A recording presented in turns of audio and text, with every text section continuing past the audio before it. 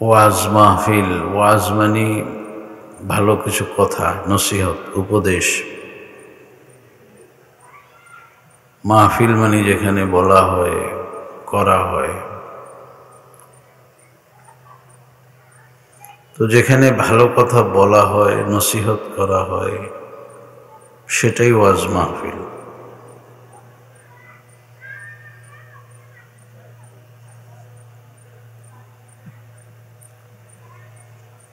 এখন ভালো কথা শোনার জন্য যিনি বলবেন ওনার যোগ্যতা দরকার, যারা শুনবেন ওনাদের আদাব দরকার। ইলমের গায়রত বেশি।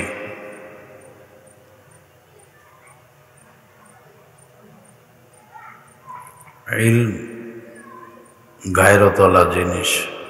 গায়রতের বাংলা করা মুশকিল। বুঝার জন্য একটা কথা বলি, পার্সোনালিটি, আত্মমর্যাদা বোধ, এটা ইলমের বেশি। ইমাম মালিক রহমতুল্লাহ আলাইহি বলেছেন, তোমার সবটুকু দিয়ে দিলে ইলম তার সামান্য একটু তোমাকে দিবে।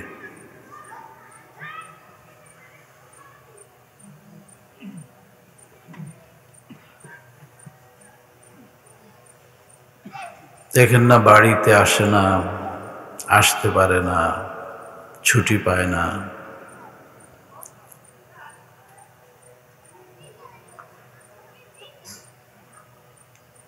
সব স্বাদ, নফস চাহিদা সব মিটাই দিতে হয়। এক একজন তালিবুল ইলম মাদ্রাসার ছাত্র, আর স্কুল কলেজের ছাত্র যারা মেধা তালিকায় উত্তীর্ণ হয়, এদের খোঁজ খবর নিয়ে দেখেন কি পরিমাণ পরিশ্রম তারা করে। 18 ঘন্টা লেখাপড়া করে।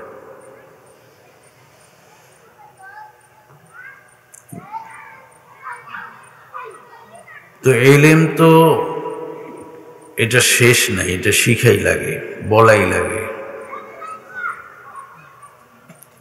যিনি মনে করেন আমি তো পারি, জানি না, আপনার আরো শোনা দরকার। আমি যে এখন আপনাদের কাছে বলি, আমি কি শুনি না? আমিও শুনি। বাংলাদেশের প্রথিত যশা উলামায়ে কেরাম, বুজুর্গানে দ্বীন, তাদের মজলিসে আপনারা এখন যেভাবে বসে আছেন, আমিও গিয়ে বসে থাকি। যত শুনেন, যত শিখেন, তত বাকি, তত অবশিষ্ট।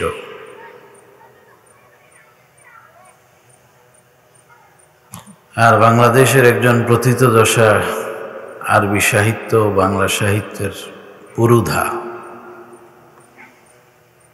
আদিব হুজুর আল্লামা আবু তাহের মিসবাহ হাফিজাহুল্লাহ, উনি বলেছেন, জানা কথাটা আবার 10 বার শোনো, একটা পৃষ্ঠাকে 10 বার পড়ো, দেখো 10 রকম বুঝে আসবে।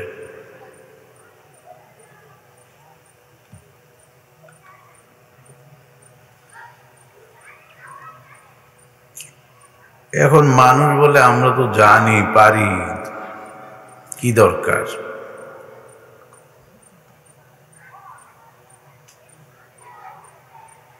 কতটুকু জানি এখন নাড়াচাড়া দিলে না দেখা যায় কতটুকু জানি। এক জানার কথা বলি,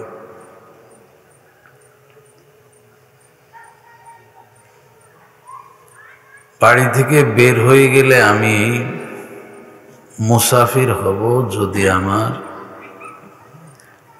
48 মাইল দূরে যাওয়ার ইচ্ছা থাকে।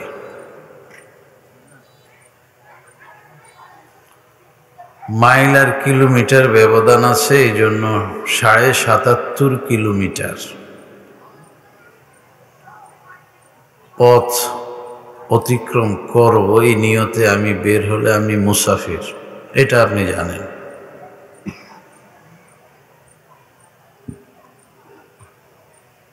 এখান থেকে আপনি চট্টগ্রাম রওনা করেছেন, ফেনীতে গিয়ে জোহরের নামাজ পড়বেন।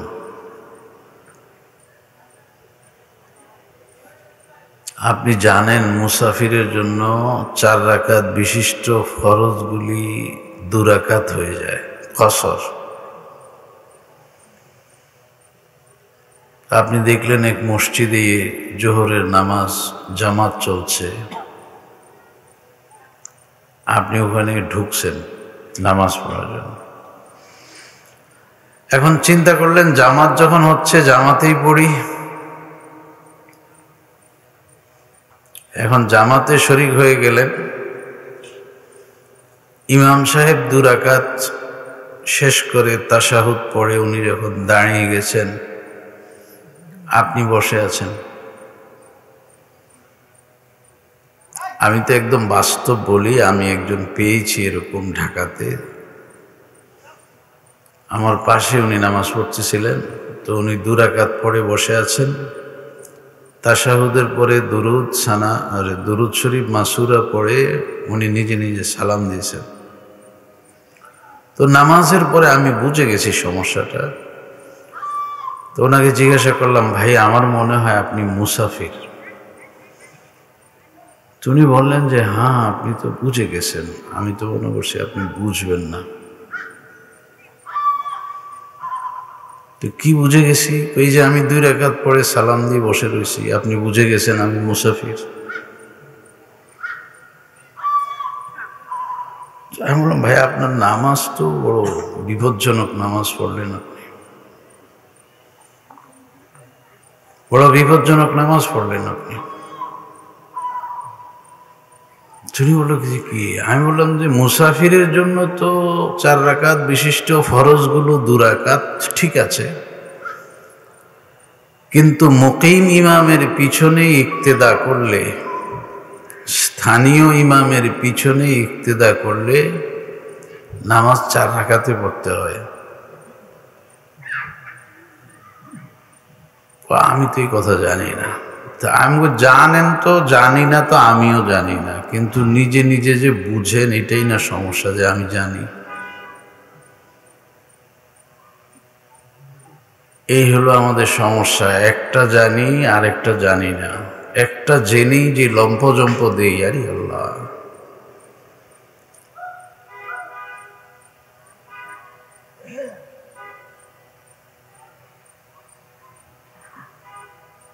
মুসাফির ইমামের পিছনে হলে মুসাফির ইমামও 2 রাকাত, আমিও 2 রাকাত।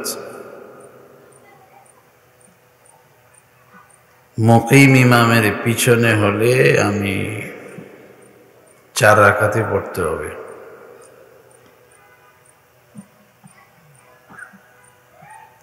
কোন এক জায়গায় গেলেন, মসজিদে কেউ নাই, আপনি একটু দেখতে আপনাকে নামাজি মানুষের মতো লাগে।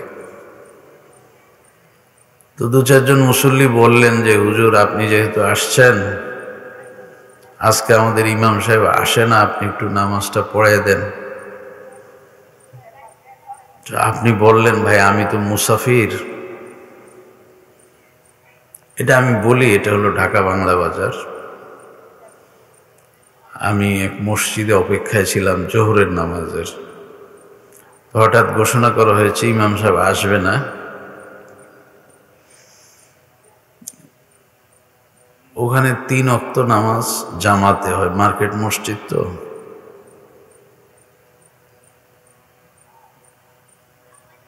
কখনো এশা হয়, ফজর হয় না আর কি। ইমাম সাহেব আসবেন না, তো এখন কে নামাজ পড়াবেন একটু খোঁজ নিতেছেন। তো একজন দেখলেন, আমাকে মনে করেছেন উনি তো মনে হয় পারবে নামাজ পড়াইতে। তা আমাকে বললেন যে হুজুর আমাদের ইমাম সাহেব তো আসবে না, আপনি একটু নামাজটা পড়াই দেন আজকে। তা আমি বলেছি, ভাই আমি তো মুসাফির, আপনারা কি মুসাফিরের পিছনে নামাজ পড়তে পারবেন?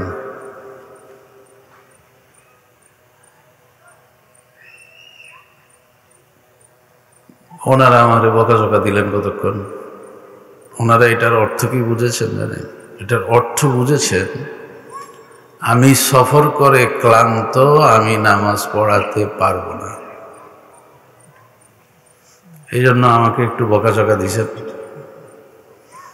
যে একেবারে যাক, এগুলি বলি না আর কি, যা বলেছেন।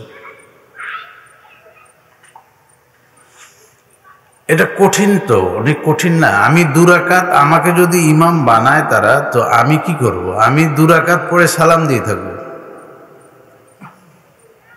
আর আমি 2 রাকাত পড়ে সালাম দিলে ওনারা উঠে বাকি 2 রাকাত পড়তে হবে, কারণ মুসাফির ইমাম তো 4 রাকাত পড়তে পারবে না। উনি 4 রাকাতওয়ালা ইমামের পিছনে ইক্তেদা করলে 4 রাকাত পড়বে। এই যে কত ঝামেলা না? তো আপনি না সব জানেন মাসলা মাসাইল, একটু আগে না বললেন আপনি সব জানেন না? ওই জানার শেষ নেই, জানার শেষ নেই। এটা আমাদের একটা মরজ, অসুস্থতা। আমরা 1-2 কিতাব পড়ে, 1-2 ওয়াজ শুনে মনে করি অনেক কিছু জেনে গেছি। আমি আর আপনি কে? বাহরুল উলুম, বাহরুল উলুম, খেতাব, লকব, উপাধি। আল্লামা মহিউদ্দিন ইবনুল আরাবি, উনি একটা নদী পথে সফর করতেছেন, বাতাস হয়ে গেছে হঠাৎ করে, এখন নদীর ঢেউ উঠে গেছে, নৌকাটা নাড়াচাড়া করতেছে, ওনার রাগ উঠে গেছে। ইলমওয়ালা মানুষের রাগ থাকে, আবার এটা আবার হজম করা লাগে।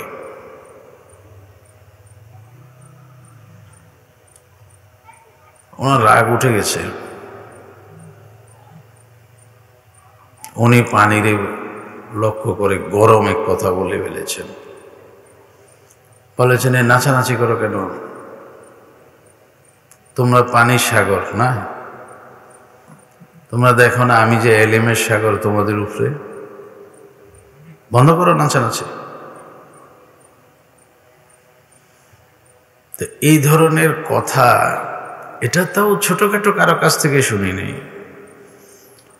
এটা শুনেছি থানভী রহমতুল্লাহ আলাইহির সর্বশেষ খলিফা, সর্বকনিষ্ঠ খলিফা হারুদের হুজুর হজরত বাংলাদেশ সফরে আসছেন, থানাবন থেকে ওনার সাথে আরেকজন আসছেন, হজরতের খলিফা বাইতুল মুকাররম মসজিদের সেমিনার চত্বরে বয়ান করতেছিলেন। তখন শুনেছি, যে বলেছি না আপনাদের মতো এরকম আমিও গিয়ে বসে থাকি বড়দের মজলিসে, শুনেছি তো প্রায় 25 বছর আগে। এখন হঠাৎ মনে হলো আপনাদেরকে বলতেছি। আমি তো আয়াত পড়েছিলাম, রমজান যেহেতু খুব কাছে এই জন্য একটা আয়াত পড়েছি, তো ওখানে যাই একটু জরুরতি কথা বলি। মহিউদ্দিন ইবনুল আরাবি পানিরে বলছে, পাগলামি করিও না, তুমি পানির সাগর, আমি এলেমের সাগর।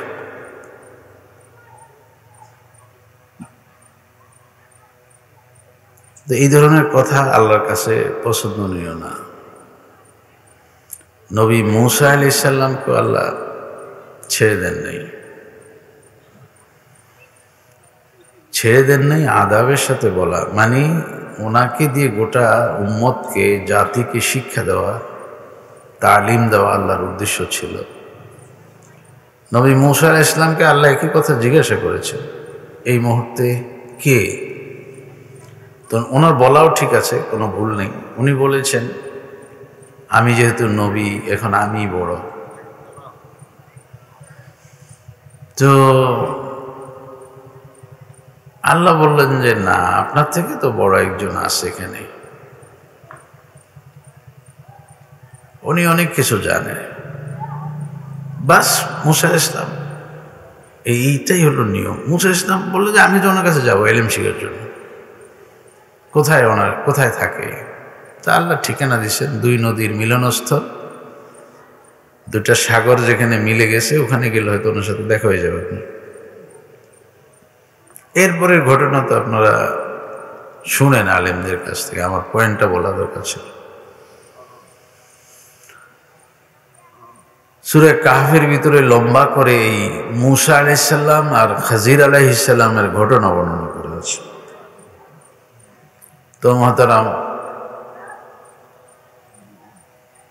মহিউদ্দিন ইবনুল আরবি যখন বলেছেন আমি এলেমের সাগর,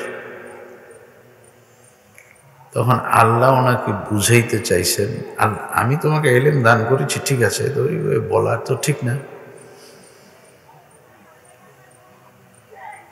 তো একটু এটা বুঝাবেন ওনাকে। উনি যে জানেন না, উনি যে সাগর না, এটা আল্লাহ বুঝাবেন। যে নৌকাতে আসেন, পানি স্থির হয়ে গেছে, কিন্তু এটা মনে রাখবেন, ওলি আল্লাহ তো বুজুর্গ, পানির নাচানাচি বন্ধ হয়ে গেছে, তো নৌকা চলতেছে ভালো অবস্থায়, একটা মাছ নৌকার কাছ দিয়ে যাচ্ছে আর জবান খুলে দিয়েছেন আল্লাহ। মাছ জিজ্ঞাসা করতেছেন, বাহরুল উলুম মহিউদ্দিন ইবনুল আরবি, একটু আগে আপনি ঘোষণা দিয়েছেন আপনি নাকি এলেমের সাগর, আমি তো এরকম একজন মানুষই খুঁজি যার কাছে আমার একটা মাসালা জানা দরকার। তো মাছ কথা বলতেছে, এটাই তো হতবাক। তারপরে বললেন, আচ্ছা বলো কি। আমি জানতে চাই, আল্লাহ তো অনেক সময় মানুষের উপরে রাগ করেন, রাগ করে মানুষের উপরে আযাব দেন, আযাবে অনেক মানুষের আকৃতি বিকৃত হয়ে যায়, যেটা আপনারা শুনেছেন আগের দিনের অনেক নবীর উম্মতের চেহারা পরিবর্তন হয়ে যেত, পশু পাখির বানরের সুরত ধরে গেছে তারা। যদি এরকম হয়ে যায় তো তারা নামাজ পড়বে কি পড়বে না, তাদের নামাজ রোজা করা লাগবে কিনা। আল্লাহর আযাবে কোনো মানুষের আকৃতি যদি বিকৃত হয় তাহলে তার নামাজ রোজা করা লাগবে কিনা। এটা মাসে প্রশ্ন করেছে এলেমের সাগরের কাছে।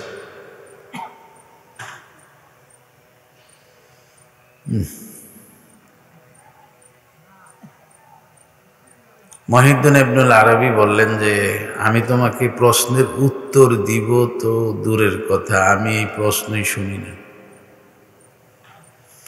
তাহলে বলেন আমি এলেমের সাগর না? না, সেই তওবা তো আমি করেই ফেলেছি তোমার প্রশ্ন করার ঢং দেখে। তোমার প্রশ্নের ঢঙেই বুঝে গেছি তুমি আমাকে কি করতে আসছো। তোমাদের আমি যে এক দুইটা ওয়াজ শুনে বুঝে যান আপনি পারেন, আমি পারি, এক দুই কিতাব পড়ে বুঝি আমি অনেক কিছু।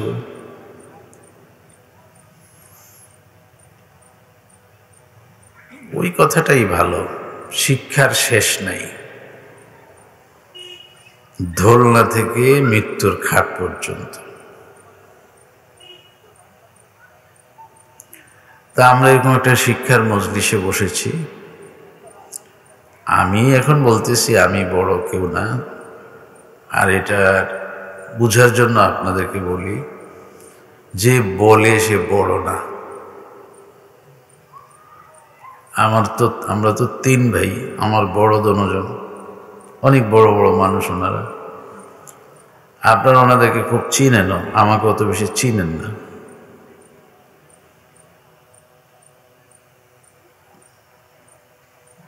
আমার এক ভাই আছেন, মেঝো ভাই, মাওলানা আশিক এলাহী সাহেব, পীর সাহেব উজানি।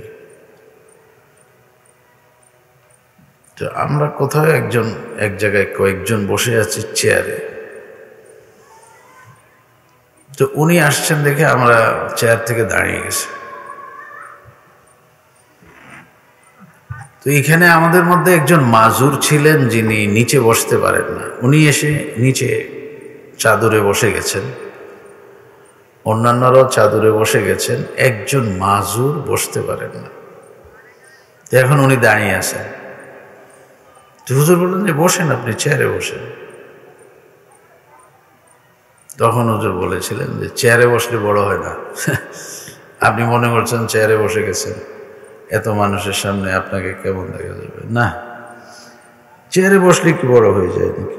এখন আমি চেয়ারে বসে গেছি বলে আমি বড় কিছু না, বাকি বলার জন্য তো একজন, শোনার জন্য বাকিরা। এখন নির্বাচিত করা হয়েছে আমাকে বলার জন্য, ঠিক আছে? তো বলার আদাবটা বললাম এতক্ষণ, এখন আলোচনাটা করি। আলোচনাটা হলো, এখন আজকে আরবি মাসের 22 তারিখ। আপনারা হয়তো আমার একটু কারেকশন করবেন, বলবেন হুজুর আপনি মনে হয় ভুল করছেন, 21 তারিখ আজকে। আপনার বলাটা একদিকে ঠিক আছে, আরেকদিকে ঠিক নেই। আমি ভুল করি নাই, আমি বুঝে শুনে বলছি এখন আরবি মাসের 22 তারিখ। সূর্যাস্তের আগে ছিল 21 তারিখ, এখন 22 তারিখ।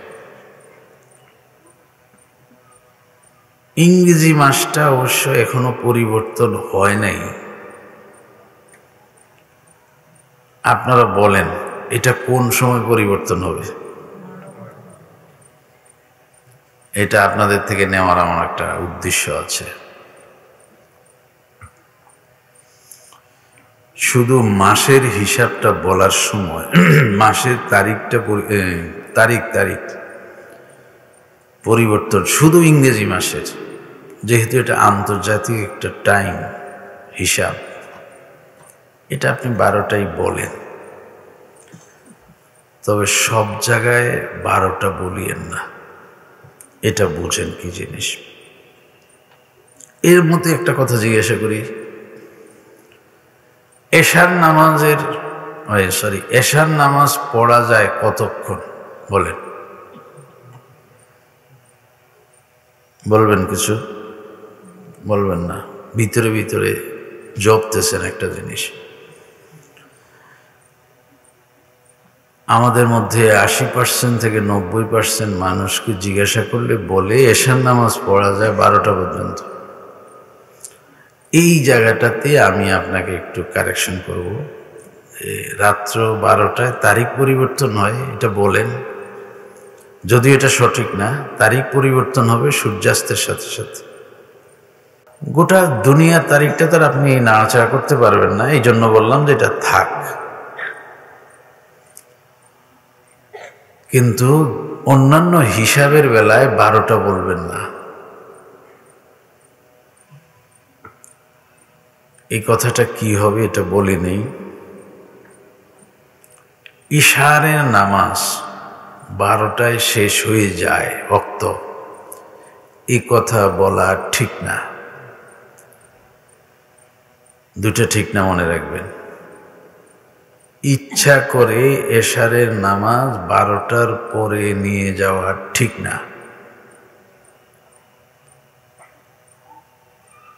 12টার পরে এশারের ওয়াক্ত নাই, এই কথা বলাও ঠিক না। এই দুইটা ঠিক না, মনে রাখবেন, নাহলে বিপদে পড়বেন। এই প্রথম 12টা একটু ঠিক করে নিই।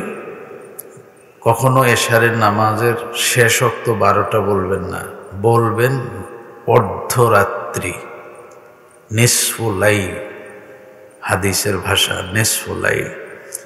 নিসফু লাইল মানে বাংলায় অর্ধরাত্রি। অর্ধরাত্রি আর 12টা এক জিনিস না। এই যে ভুল, এই তো ভুল। এই জন্যই তো বলেছি 12টা 1 মিনিটে যে শহীদ মিনারে ফুল দিল, এটা কি অর্ধরাত্রি? এটা তো অর্ধরাত্রি না। কিন্তু তারপর ওখানে নাড়াচাড়া করব না, যেহেতু এটা আন্তর্জাতিক টাইম।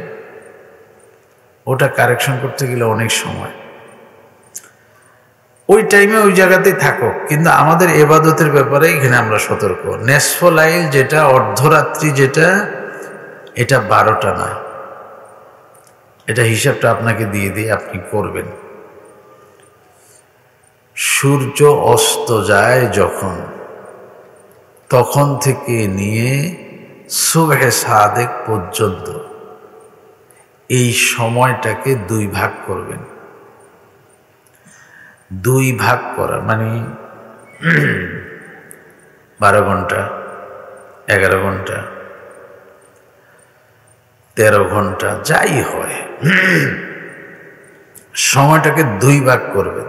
দুই ভাগ করার পরে প্রথম অর্ধেক পর্যন্ত ঈশান নামাজ পড়ে ফেলা ভালো, তারপরে নেওয়া ঠিক না।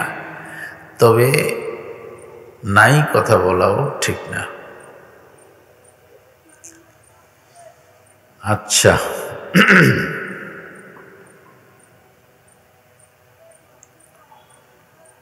সূর্যাস্তর পরে সোহে সাদেক পর্যন্ত এই সময়টাকে দুই ভাগ করা হলে কখনো অর্ধরাত্রি হবে 11:15, কখনো 11:30, কখনো 11:45, কখনো 12টা, কখনো 12:30।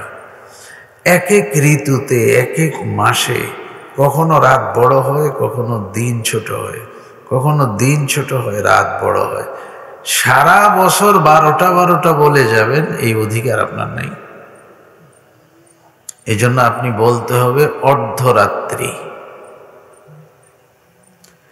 এই কথাটা কি বুঝেছেন আপনারা? অর্ধরাত্রি আর 12টার মধ্যে যে ব্যবধান, এটা বুঝছেন না?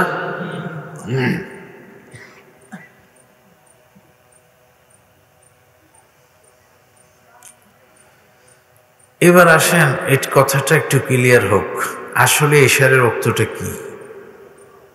আসলে এশার অর্থ হলো, ইচ্ছা করে এশারের নামাজ অর্ধরাত্রির পরে নেওয়া ঠিক না, তবে অর্ধরাত্রির পরে এশারের নামাজের ওয়াক্ত নাই, এই কথা বলাও ঠিক না। এটা বুঝেন। একজন মানুষ মাগরিবের পরে, এরকম মাঝে মাঝে আমাদের চোখের সামনে পড়ে যায়, অনেক বৃদ্ধ অনেক বৃদ্ধা রমজানে রোজা রাখছেন। মনে করেন আমার দাদু, আপনার দাদু, আপনার আম্মা বয়স্কা রোজা রাখছেন। এত বেশি বয়স হয়ে গেছে, আপনারা নিষেধ করেছেন, আপনারা রোজার দরকার নেই, আপনি পারেন না, পারবেন না। না, ওনার তো শখ আছে, একটু উনি রাখছেন, ঠিক আছে, রাখাই তো দরকার। মাগরিবের সময় ইফতার করেছেন, ইফতার করে উনি মাগরিবের নামাজ পড়েছেন, সালাতুল আওয়াবিন পড়েছেন, তাসবিহাত ওয়াজিফা দোয়া কালাম শেষ করে উনি যেখানে নামাজ পড়েছেন ওখানে শুয়ে গেছেন। আবার এই বিশ্রামের মধ্যে ওনার ঘুমও চলে আসছে। ঘরে অন্য মানুষ যারা আছেন এদের মধ্যে কেউ বলতেছে এই কথা বলিও না, কেউ আম্মু ঘুমাইছে, সারাদিন রোজা রাখছে। কেউ বলতেছে এই কথা বলিও না, দাদুর রুমে কেউ যাইও না, দাদু রোজা রেখে ঘুমাই গেছে, আর যেন কষ্ট না পায়, ঘুম যেন না ভাঙে, বিশ্রাম করো। উনি তো ঘুমাইতেছেন। পুরুষরা মসজিদে ঈশার নামাজ, তারাবির নামাজ পড়তে চলে গেছেন, ঘরের মহিলারা নামাজ পড়তেছেন। পুরুষরা ফিরে আসছেন 10:30, 10টার দিকে। কেউ জিজ্ঞাসা করেছেন আম্মু কি উঠেছে, কেউ জিজ্ঞাসা করেছেন দাদু কি আর উঠেছে, বলে যে না, উনি তো ঘুমেই আসেন, থাক, ওনাকে উঠানোর দরকার নেই। রাত্রে 11:30, 12টার দিকে ওনার ঘুম ভেঙে গেছে, উনি উঠেছেন। এটা ওনার অভ্যাস হয়ে গেছে। এখন উনি উঠে ইস্তেঞ্জা করেছেন, ওযু করেছেন, প্রথমে ঈশার নামাজ পড়েছেন, তারপরে তারাবির নামাজ পড়েছেন, তারপরে তাহাজ্জুদ নামাজ পড়েছেন, তারপরে ভিতরের নামাজ পড়েছেন। এই 12টা থেকে 3টা পর্যন্ত উনি নামাজে পড়েছেন। এখন বলেন ওনার নামাজের কি অবস্থা? নামাজ কি হয়েছে না হয় নাই? যদি বলেন 12টা বাজে ওয়াক্ত শেষ, তো এই বেচারের কি অবস্থা? এই জন্য আন্দাজে কথা বলিয়েন না। ইচ্ছা করে এশারের নামাজ অর্ধরাত্রির পরে নিব না, কিন্তু অর্ধরাত্রির পরে এশারের ওয়াক্ত নাই এ কথাও বলবো না। এই বেচারির জন্য সলিড ওয়াক্ত আছে এখন। আচ্ছা,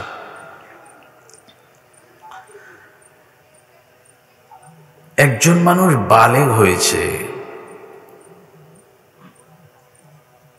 রাত্রে 2টা বাজে। বালেগ মানে যে কোনো ভাবই হতে পারে, মহিলারা একভাবে, পুরুষরা একভাবে। এটা তো হলো শারীরিক বয়সন্ধিকাল পার হওয়ার যে নিয়ম, ওই নিয়মে। আরেকটা হলো না, এই নিয়ম ছাড়াও আরেকটা নিয়ম আছে। শারীরিক কোনো পরিবর্তন আসে নাই, যদি তার বয়স 15 হয় তাহলে সে বালেগ। যে কোনো শুরুতেই রাত 2টায় তার পূর্ণতা আসছে, তার জন্য এসা ফরজ হয়ে গেছে। ওয়াক্ত নাই বলা চলবে না, এখন তার নামাজ পড়তে হবে। রাত্রে 2টা-3টা বাজে একজন অমুসলিম মুসলিম হয়েছেন, ইসলাম গ্রহণ করেছেন, এখন ওনাকে এশার নামাজ পড়তে হবে। ওয়াক্ত নাই এ কথা বলা যাবে না। ঋতুকালীন মহিলা পবিত্র হয়েছেন রাত্রে 2টা বাজে, এখন তাকে এশার নামাজ পড়তে হবে। এশার ওয়াক্ত নাই এ কথা বলা যাবে না। তো আগে কি বলেছি? আগে বলেছি ইচ্ছা করে নিব না, কিন্তু নাই এ কথাও বলবো না। অসংখ্য মানুষ আছেন যারা অর্ধরাত্রির পরেও এশার নামাজ পড়তে হবে।